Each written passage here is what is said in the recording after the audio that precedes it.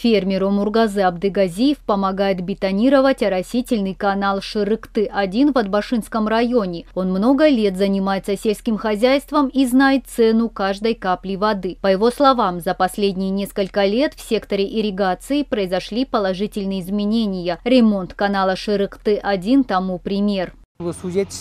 Сейчас поливной воды достаточно. Каналы и насосные станции ремонтируются каждый год. На все это государство выделяет средства. Нехватки воды, как раньше, больше нет. Дай бог, эта работа будет продолжаться. Оросительный канал Шырыкты-1 обеспечивает поливом 1638 гектаров в 3 крупных селах района. Его протяженность 19,5 километров. Бетонирование началось в прошлом году и на сегодняшний день завершено 3 километра. На эти работы из государственной казны было направлено 3 миллиона сомов.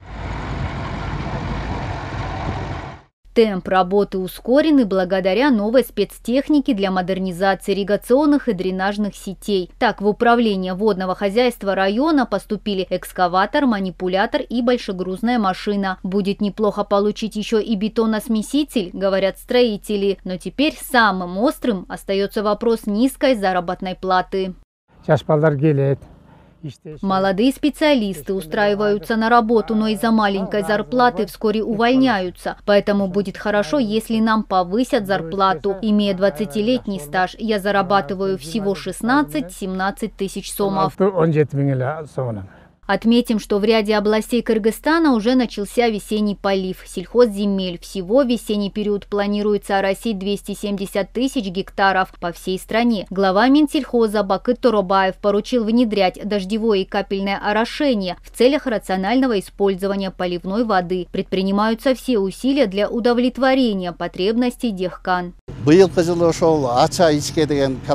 В этом году мы взяли на себя управление каналом Ача-Ичке. Там будет уложено 15 тысяч квадратных метров бетона, это 3 километра. Также в ближайшее время мы приобретем у фонда перераспределения сельхозугодий почти 150 гектаров, где будет дождевое орошение. На этих землях планируется установить оборудование и запустить его.